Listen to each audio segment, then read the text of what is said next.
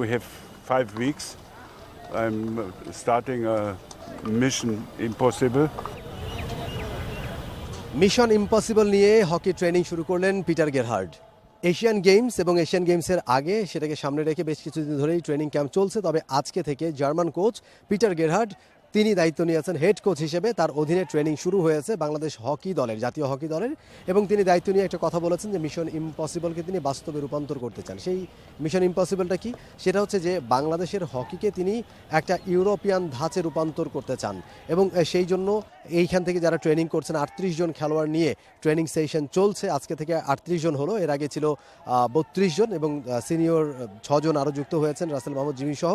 তারা মিলিয়ে মোট 38 জন।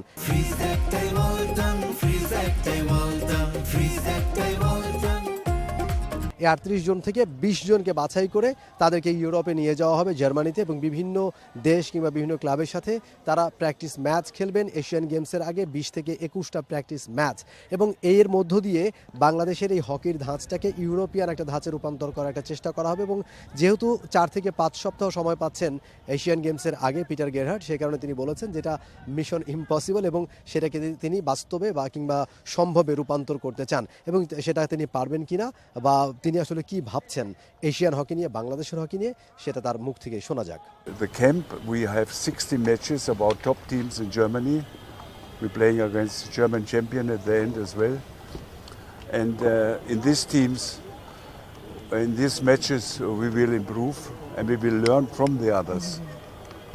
There is a very different style of playing. And this is my hope, we get the European style to play, and then the Asian teams will have a problem with us in the Asian Games. Very simple. এবং এই hockey ক্যাম্পের একটা দারুণ আকর্ষণের বা আগ্রহের কেন্দ্রবিন্দু হচ্ছে রাসেল মাহমুদ জিমির অন্তর্ভুক্তি। রাসেল মাহমুদ জিমি এর আগে বাদ পড়েছিলেন বিভিন্ন কারণে, এবং তার মধ্যে বয়সের কারণটা বোধহয় সবচেয়ে আগে এসেছিল, যে বয়স হয়ে গেছে, বয়সের কারণে তাকে বাদ দেওয়া হয়েছিল। 17 মাস পর, প্রায় 17 মাস পরে তিনি আবারও এই ক্যাম্পে অন্তর্ভুক্ত হয়েছেন, জাতীয় দলের ক্যাম্পে অন্তর্ভুক্ত হয়েছেন। তিনি আসলে মূল স্কোয়াডে সুযোগ পাবেন কিনা সেটা সময়ই বলবে, তবে আপাতত সেই ক্যাম্পে তিনি যুক্ত হয়েছেন, এবং তার খুব ইচ্ছা ছিল। তিনি এখন পর্যন্ত বাংলাদেশের হয়ে 194 ম্যাচ খেলেছেন, আর 6টা ম্যাচ হলে 200 ম্যাচ তার পূর্ণ হবে। সেই একটা বাসনা তার মধ্যে ছিল অন্তত আর 6টা ম্যাচ বাংলাদেশের হয়ে খেলার। এবারে যেহেতু এশিয়ান গেমসের এই ক্যাম্পে তিনি যুক্ত হয়েছেন, হয়তো সেরা 20-এ তিনি সুযোগ পেলে সেই তার স্বপ্নটা হয়তো বাস্তবায়ন হবে। এবং অবসর বিষয় এখনও তিনি কিছু বলেনি, তবে তিনি খেলে যেতে চান। আপাতত এশিয়ান গেমসের এইটা হয়তো তার শেষ আসর, কারণ এরপরে হয়তো পরের এশিয়ান গেমসে তার আসলে খেলার ওই পরিমাণে স্ট্রেংথ তার থাকবে কিনা সেটা নিজেও তিনি সন্দেহ প্রকাশ করেছেন। তবে আপাতত তিনি ভালো করতে চান, নিজেকে নিংড়ে দিতে চান, এবং ভালো কিছু করতে চান, সেই বিষয়গুলো তিনি বলছিলেন। যেহেতু 4 বছর পর পর এশিয়ান গেমস আসে, তা আমি মনে করি হয়তো বা এটাই আমার লাস্ট এশিয়ান গেমস, এরকম কারণ 4 বছর পরে আমার পারফরমেন্স থাকবে কি না, আমি খেলতে পারবো কি না, বা আমি আর কতদিন খেলবো, আমার ফিটনেসের উপর এটা নির্ভর করে। বাট এই টুর্নামেন্টটা যেহেতু আমার সামনে, আমার একটা চ্যালেঞ্জিং, সবাই আমাকে সুযোগ করে দিছে, তো এটা আমি চ্যালেঞ্জ হিসেবে নিচ্ছি। ইনশাল্লাহ আশা রাখি যে আমি আমার 100%টা দিব।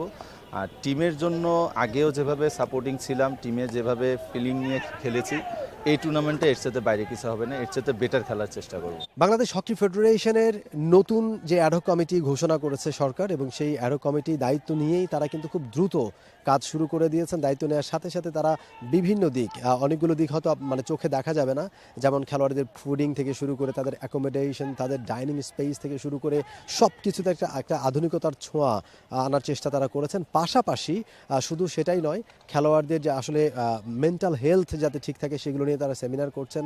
শুধুমাত্র মাঠের ট্রেনিং নয়, তারা আসলে বিভিন্ন রকমের প্রতিকূলতা পাড়ি দিয়ে যখন মাঠে আসেন, তাদের যাতে কোনো রকমের পিছুটান না থাকে, বা তারা বিভিন্ন রকমের প্রবলেম যেগুলো ফেস করেন, সেই প্রবলেমগুলো যাতে মাঠের খেলায় কোনো প্রভাব ফেলতে না পারে, সেগুলো নিয়েও তারা কাজ করছেন, সেগুলো নিয়েও তারা সেমিনার করছেন। মেন্টাল হেলথ বিষয়ক সেমিনার তারা আজকে করেছেন প্লেয়াররা, এবং সব কিছু মিলিয়ে বেশ কিছু ইনিশিয়েটিভ আরও সামনের দিকে রয়েছে, এবং এগুলোর একটা প্রভাব হয়তো মাঠের খেলায় পড়বে, সেটা আমরা সময় হলে দেখতে পাবো।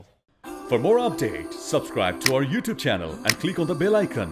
Follow us on Facebook and Instagram. Download T-Sports app to enjoy exciting games and highlights. Visit tsports.com.